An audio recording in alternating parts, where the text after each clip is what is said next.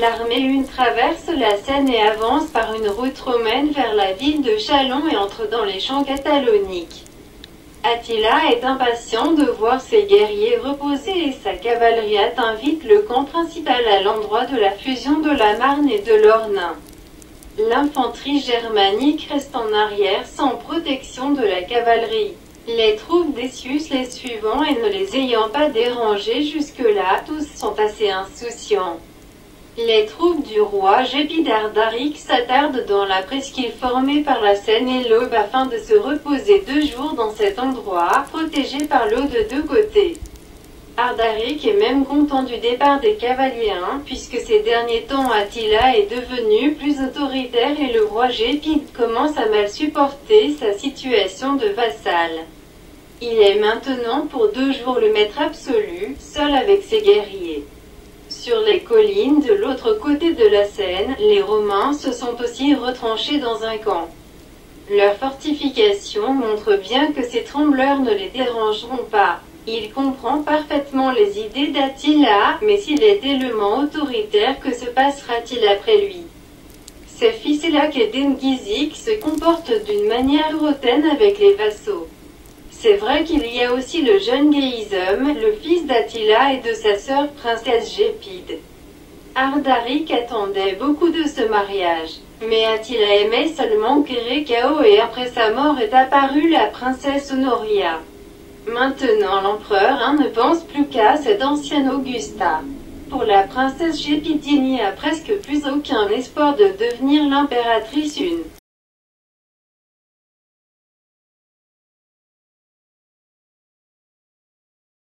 À l'occasion de l'heureux achèvement de cette campagne militaire, Attila organise une grande fête du soleil. En regardant les jeux guerriers, le général Béric dit à Attila: les cavaliers se sont bien reposés. Dans le courant de cette campagne, nous avons subi peu de pertes. Les 2 derniers mois se sont passés sans bataille. Pendant ce temps, tous les blessés se sont rétablis, tous les mutilés sont rentrés dans leur pays. Les cavaliers voudraient maintenant terminer la campagne par une grande bataille sur ces champs pour raconter ensuite leurs exploits. Attila approuve cette idée, je l'ai pensé aussi. Mais attendez que quelqu'un le propose. Il sera bien de battre Essius. Dans tous les cas, une bataille sur cette plaine veste ne présente aucun danger pour notre cavalerie. Nous verrons de quoi sont encore capables ces Romains misérables. Il regarde au reste, Onégèse et Décone et ses fils se trouvant à ses côtés. Nous ébranlerons l'imagination des peuples par une bataille gigantesque. Mais nos pertes doivent être minimales. Ce n'est que la première année de la guerre. Un chaman, qui l'accompagne, dit: j'ai vu cette bataille en rêve. Il ne sera ni vainqueur, ni vaincu, mais ton grand ennemi sera tué. Attila s'exclame: c'est parfait. Cette fois ça me suffit. Arrive au galop un cavalier. Les Frondetius ont attaqué l'armée Gépide qui dormait. La bataille a duré toute la nuit, il y a beaucoup de morts et de blessés. Ardaric est obligé de quitter son camp pour rejoindre nos forces principales. Attila s'étonne: je ne pensais pas qu'Essius oserait nous déranger. C'est un peu dommage que nous ayons déjà évacué une partie de nos troupes de la Gaule. Il ordonne au roi Ostrogo Valamir: envoie ta cavalerie afin de protéger le retrait d'Ardaric. Valamir galope avec ses cavaliers à l'aide d'Ardaric. On ne peut plus éviter maintenant une grande bataille. Il est pressé d'aider les Gépides et s'inquiète pour eux, puisque les Goths et les Gépides ont la même origine. Béric, leur ancêtre légendaire, est arrivé à l'embouchure de la Vistule de la Scandinavie avec 3 navires. Et les ancêtres des Gépides étaient dans le dernier navire. C'est pourquoi les Goths les appellent les lents et paresseux. Le cœur de Valamir se serre involontairement. Les Visigoths, les alliés principaux d'Essius, constituaient avec ses ancêtres un peuple de Goths. Cette unité existait il y a 2 siècles, mais bientôt les Ostrogoths et les Visigoths devront lutter les uns contre les autres. Mais qui est coupable de cette situation pénible? Valamir appartient à la famille royale Amal, famille des héros descendants du dieu scandinave de la guerre, Goth. dont un arrière-petit-fils était leur ancêtre légendaire Amal. Tandis que le roi wisigoth Théodoric appartient à une famille noble mais moins prestigieuse, les Beltes qui signifient les hardis. Les Ostrogoths continuent à vivre sur la terre de leurs ancêtres, ils se sont soumis aux Huns après une résistance digne. Participaient avec ceux-ci aux guerres victorieuses et ont obtenu graduellement une large autonomie. Les Wisigoths se sont enfuis sans bataille avec les Huns et maintenant ont un royaume autonome au sud de la Gaule. Leurs ancêtres étaient en fait des traîtres, qui n'ont pas aidé les Ostrogoths quand les ancêtres de Valamir luttaient contre les Huns. Maintenant les Wisigoths ne pourront rien dire quand les Ostrogoths se battront contre eux, en accomplissant leur devoir devant leur suzerain Attila. En plus, les Ostrogoths n'ont pas d'autre choix. En cas de trahison, les Huns extermineront leur famille restée sous la protection de l'armée une sur les bords du Danube et des rives de la mer Noire. Mais en cas de victoire sur Essius et Théodoric, sera créé l'Empire romano-eunique et alors Valamir persuadera tous les Goths de s'unir sous le règne de la dynastie Amal. Valamir voit les colonnes des Gépides, sombres et méchants de leur défaite. Il descend de son cheval et dit au roi Ardaric, Attila a décidé de livrer une grande bataille à Essius. Le roi des Gépides se réjouit, c'est très bien. Nous nous vengerons des Francs de leur attaque perfide de nuit et de la mort de nos guerriers.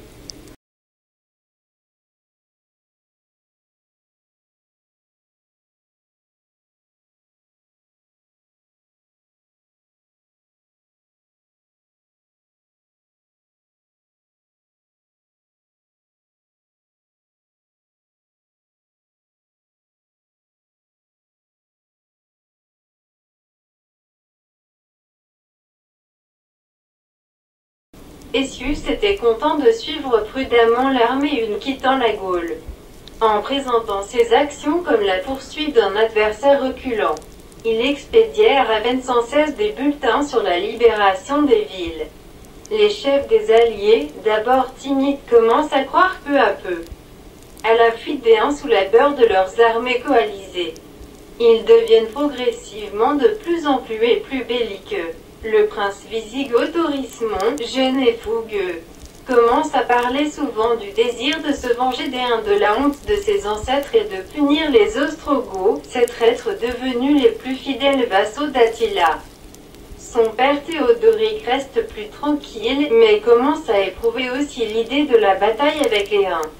Cette invasion d'Attila l'a empêché de commencer la guerre contre Genséric, le roi des Vandales, dont un fils a épousé une de ses filles. La princesse Wisigothe, accusée de participation au complot d'une partie de la noblesse vandale contre Genséric, très despotique, était renvoyée à son père avec le nez et les oreilles coupées. Essius dit qu'Attila négociait avec ce Genséric inhumain, qui a exterminé au début de son règne la famille de son prédécesseur, pour inciter les Vandales à frapper les Wisigoths par derrière. L'ardeur guerrière monte davantage quand arrive enfin l'armée du roi Burgonde-Gondioc. Les Francs du roi Mérové voulaient se venger des Huns et de leurs alliés germaniques de la dévastation d'une partie de leur pays sur le Bas-Rhin. Pour provoquer la bataille, ils se décident d'attaquer les Gépides, l'arrière-garde de l'armée d'Attila. Les Francs déclarent une grande victoire, disent que les Gépides ont perdu 3 fois plus de guerriers qu'eux. Les Francs réussissent à s'emparer de quelques chariots chargés de butin. L'éclat de l'or, de l'argent et des pierres précieuses provoque un désir irrésistible de s'emparer de tous les trophées de l'armée une. Quelques vieux guerriers burgondes racontent à cette occasion une attaque heureuse de l'armée une d'Octar, oncle d'Attila, dormant après le festin à l'époque de leur lointaine jeunesse. On oublie toutes les défaites. Prudent, le roi Alain Sangiban seul se tait, mais la plupart de ses guerriers cèdent aussi à l'humeur qui règne. On parle de plus en plus souvent de la prudence excessive d'Essius. Tout le monde se rappelle son amitié de longue date avec Attila. Commencent à circuler des rumeurs sur la possibilité d'un complot entre les deux amis. Messius est un homme fier, courageux et déterminé. Si tous ces barbares veulent se battre, il est prêt à leur accorder un tel plaisir qu'ils s'entretuent sur ces larges champs. Il est sûr de survivre avec la majorité de ses légionnaires retranchés sur les collines, protégés par des murs de boucliers et de longues lances. Attila ne perdra même pas beaucoup de temps pour des attaques inutiles de cavaliers contre les légionnaires rangés, mais s'occupera de ces braillards alliés d'une heure, qui à la première occasion redeviendront des ennemis. Dans 2 jours, les uns partiront et lui, Essius, criera sa victoire. Essius sourit, ferme ses yeux et imagine le mariage de Gudensius avec la fille de Valentinien. Ensuite, il dépose sur la tête de son fils le diadème impérial. Il ouvre les yeux et donne l'ordre aux officiers. Traverser la Seine et commencer l'offensive en direction de la ville de Châlons. Les troupes traversent la Seine et se rangent en larges colonnes qui commencent à avancer avec la musique. Les détachements de cavaliers et ostrogoths apparaissant et ensuite disparaissant derrière les collines donnaient l'agréable sensation d'un adversaire reculant devant leur offensive. Attila prépare ses reins à attaquer d'abord la cavalerie allemande et burgonde. Il concentre toute son infanterie germanique contre l'infanterie de l'adversaire. La cavalerie des lacs doit couvrir les flancs et l'arrière de l'infanterie des alliés et compenser ainsi la supériorité numérique de l'infanterie d'Essius. Les Ostrogoths et les Visigoths restent les uns contre les autres. Le temps passe. Personne ne veut commencer l'attaque le premier. Attila attend afin d'avoir moins de pertes parmi ses guerriers. Essius ne veut que tenir bon, il ne pense même pas à une attaque absolument impossible de l'armée d'Attila. Tous les deux ont dormi peu, ils se souviennent des années de leur amitié. Ils se connaissent depuis 46 ans et sont amis depuis presque 40 ans. Maintenant le destin les fait se rencontrer sur un champ de bataille. Déjà 3 heures de l'après-midi. Autour de l'empereur se réunit une foule épaisse de commandants attendant l'ordre. Soudain, Attila décide d'encourager ses fidèles compagnons d'armes fatigués d'une attente étrangement longue et se décide à commencer enfin la bataille contre son ancien ami. D'une voix pathétique, il dit « Après tant de victoires glorieuses sur une telle quantité de peuples, nous sommes maintenant proches de la conquête du monde.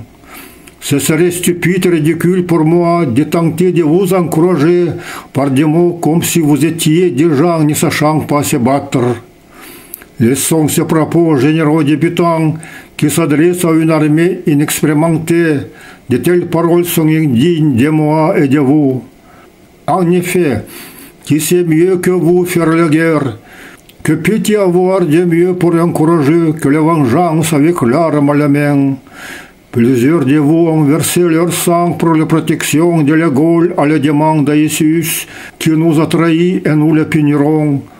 Nous nous jetterons maintenant sur l'ennemi, ce sont les plus courageux qui attaquent le premier. Nous méprisons cet attroupement de peuples différents qui ne s'entendent pas entre eux. Ils ne sont unis aujourd'hui que par la peur. Attila tend sa main vers l'adversaire. Regardez comment avant les batailles, ils se serrent craintivement les uns contre les autres sur les hauteurs. Bientôt nous les pourchasserons de là. Pour leur amener la moindre blessure ou même une éraflure est insupportable. Pendant que, cachés derrière leur bouclier, ils resteront entassés en masse immobile, attaquer les Alains, les Burgondes et les Visigoths. Vainquons vite leur cavalerie, coupons ainsi les nerfs et les tendons de l'armée ennemie. Les yeux du commandant s'allument, ils serrent fort leurs lances et les manches de leurs épées. Jetons-nous sur l'ennemi avec la fureur et le courage ordinaire pour vous. Vous êtes d'un, montrez votre résolution et supériorité de votre arme. Qu'un blessé tue son adversaire et celui qui n'a pas blessé les extermine. Ceux qui sont destinés à vivre survivront, mais ceux à qui il est destiné de mourir n'éviteront pas la mort, même sans guerre. L'ennemi ne supportera pas notre attaque.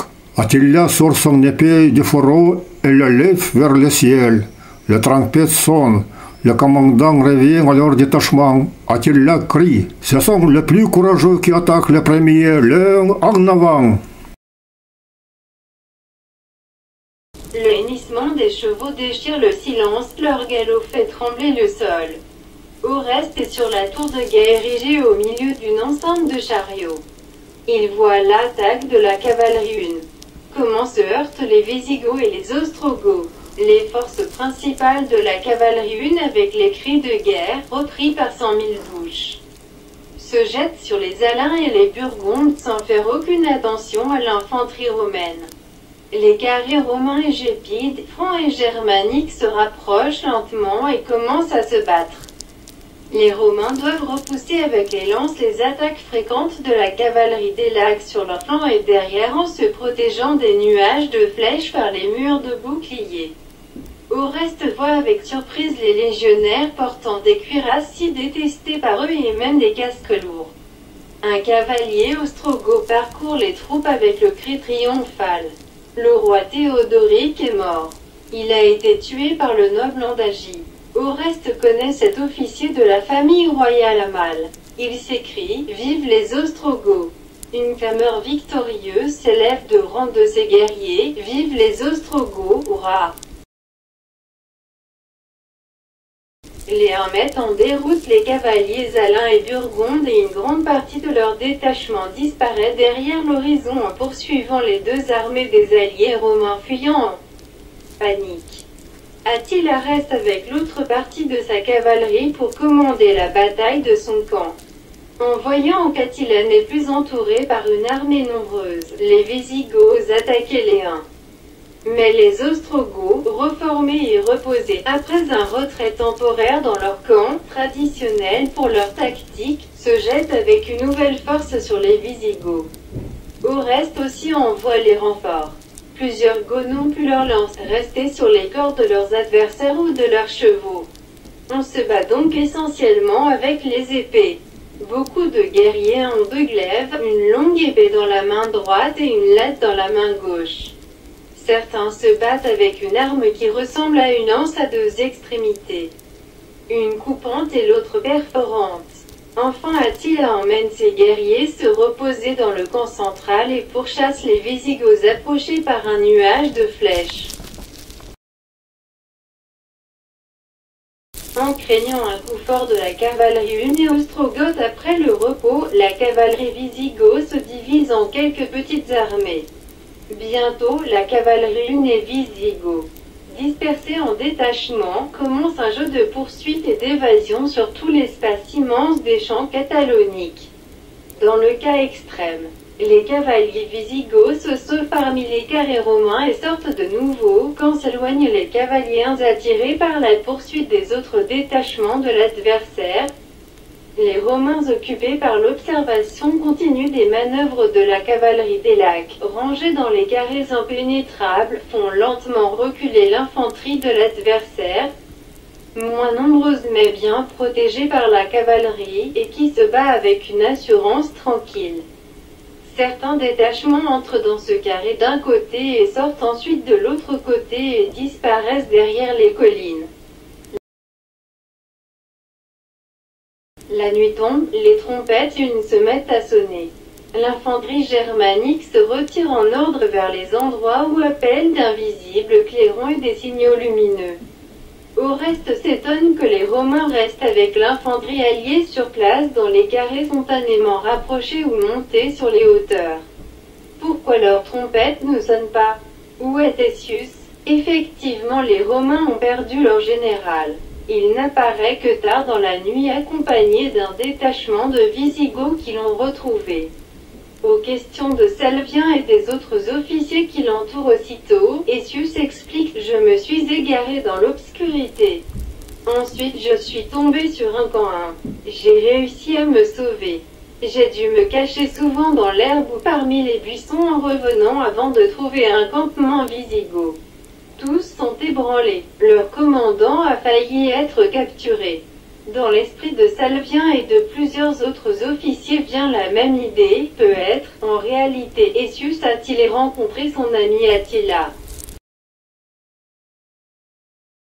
Le matin, les champs cataloniques sont couverts jusqu'à l'horizon par les guerriers et chevaux morts et blessés. Ce sont principalement des Alains et des Burgondes abattus par les Huns pendant leur fuite. Essius tâche d'encourager ces légionnaires qui n'ont pas subi de grandes pertes. Nous avons vaincu. La cavalerie ne peut rien faire avec nos carrés. Il ne reste plus rien d'autre à faire à Attila que de reculer.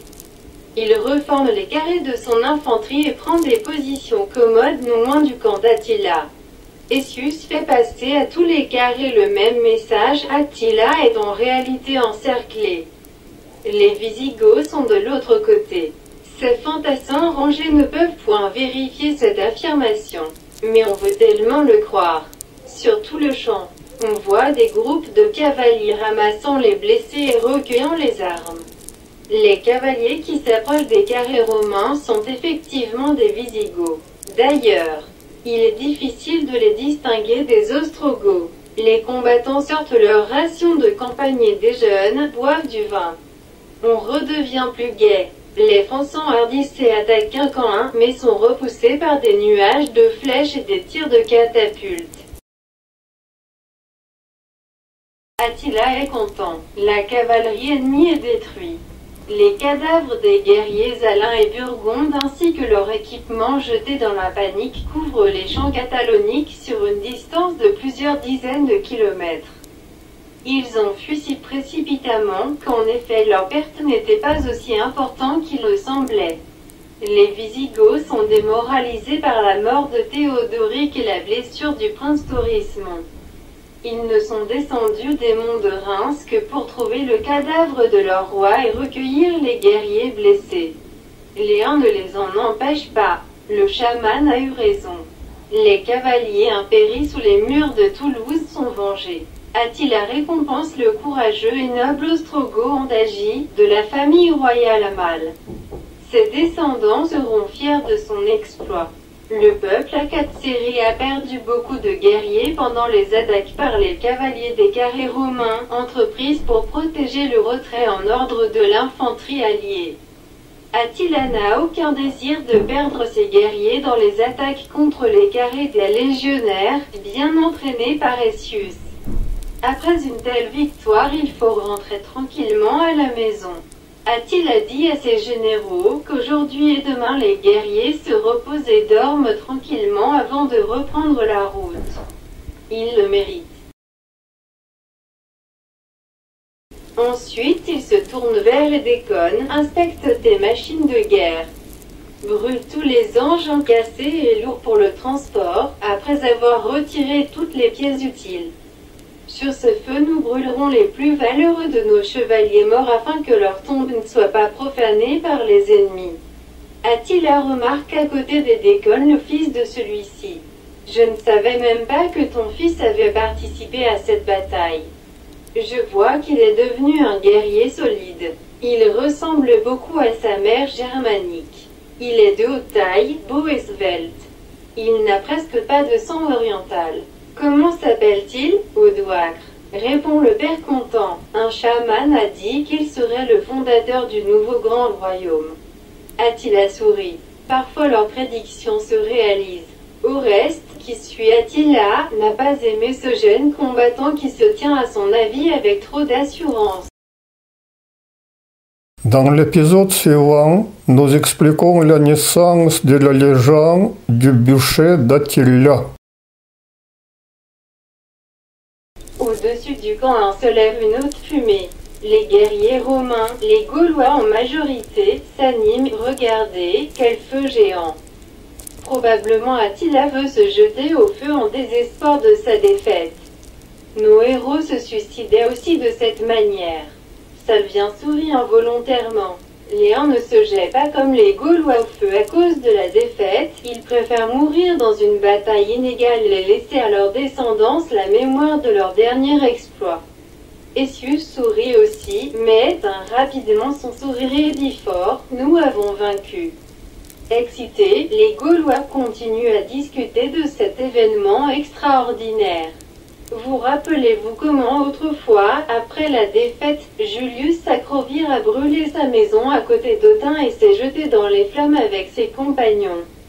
Julius Florus et ses collègues se sont immolés de la même façon dans les montagnes d'Ardennes. Sabinus a fait semblant de se jeter dans les flammes. Il s'est ensuite caché 9 ans avec sa femme dans une grotte. Salvien fait une grimace en entendant les noms des célèbres insurgés gaulois du passé. Et ces criminels sont les idoles de ces légionnaires soi-disant romains. Quand tout le monde commence à se calmer, arrive Torismond, la tête bandée, avec son détachement de cavalerie. Joyeux, Essius salue le jeune Gaud. Je vous salue, prince Torismond. Les Gaulois corrigent le roi Torismond. Nous venons de l'élire notre roi. Essius prend l'air sérieux et triste. Je vous exprime de la part de l'empereur Valentinien et de ma part nos condoléances pour la mort héroïque du roi Théodoric, votre père. Je vous souhaite un long et heureux règne. Torismond descend de cheval et s'approche du patrice. Merci. Nous avons trouvé le corps de mon père et l'avons enterré sur la colline à côté de l'endroit de sa mort. Je dois vous parler d'une affaire très importante. Il s'éloigne des autres. Torismond dit à voix basse afin d'éviter les troubles dans notre royaume. Je dois rentrer rapidement avec mon armée à Toulouse. Vous savez que j'ai 3 frères. Personne ne peut exclure de leur part une tentative de prise du pouvoir. Il jette un regard d'interrogateur sur Essius qui revient vite de son étonnement et lui répond « C'est absolument inattendu pour moi, mais je vous comprends parfaitement. En effet, vous ne pouvez pas agir autrement. » Essius embrasse le jeune roi. « Je vous remercie de votre incomparable courage. Transmettez ma grande reconnaissance à tous vos guerriers héroïques. Vous êtes entrés dans l'histoire. » Torismond prend congé, saute sur son cheval et s'éloigne au galop avec son détachement. Les légionnaires ne remarquent pas le départ des Visigoths de leur camp sur les montagnes qui se dessinent bleues au loin. Sur les champs cataloniques, les groupes de cavaliers continuent à ramasser les blessés et recueillir les armes. Oreste ne voit plus les Visigoths. Un détachement envoyé en reconnaissance au mont des Reims, situé au moins à une vingtaine de kilomètres, revient quelques heures plus tard et confirme le départ des Visigoths. Oreste propose à Attila, Essius est maintenant absolument perdu. Attaquons-le. Nous pouvons aussi perdre beaucoup de guerriers. Je ne le veux pas. Essius, sans aucune cavalerie, ne peut plus appliquer qu'une tactique purement défensive. Il sera écrasé exactement comme Carus qui a été vaincu à Car par la cavalerie partent pourtant 4 fois moins nombreuses que l'armée romaine. À la différence du consul Carus. Essius et ses soldats connaissent bien nos méthodes de guerre et peuvent nous résister longtemps. Et dès que n'intervient, c'est dommage que nous ayons brûlé nos catapultes. Attila conclut. Nous n'avons plus les catapultes. Notre stock des flèches est insuffisant pour écraser l'armée d'Essius sans beaucoup de pertes. Je ne veux pas gâcher le joyeux sentiment de victoire par des attaques trop meurtrières. Le lendemain, les cavaliers commencent à ramasser et enterrer les morts. Certains viennent tout près des carrés romains. Les soldats s'agitent. Ce sont des Huns, mais où sont les Visigoths? Les guerriers Huns et Ostrogoths, trop occupés, laissent passer les chariots romains avec du vin, du jambon, du fromage et du pain frais. Sur les champs apparaissent les moines qui ramassent des Romains et leurs alliés blessés. Plusieurs blessés ont été sauvés par les Visigoths et se trouvaient déjà dans les couvents des environs. Peu à peu, tout le monde se calme. Les cavaliers finissent leur triste travail et disparaissent. Soudain, les trompettes sonnent dans les camps Huns, on entend les mots d'ordre. Endormi. Après un bon déjeuner et quelques coupes du vin catalonique, autrement dit du champagne, qui n'était, à cette époque, pas encore mousseux. Les guerriers romains et francs essuient leurs yeux et commencent à se ranger avec frayeur. En très peu de temps, l'armée une dans un ordre irréprochable, les drapeaux tongraïstes flottant au vent. Escadron après escadron commence à quitter les champs cataloniques. Les Romains admirent involontairement ce spectacle inoubliable. La démonstration originale de la puissance et de la discipline de l'armée une. Les milliers de chariots avec les trophées et les butins passent devant le nez des Romains et des alliés restant encore avec eux. Mais personne d'entre eux n'éprouve le moindre désir d'essayer encore une fois de se mesurer par la force avec les guerriers des steppes et leurs courageux alliés germaniques.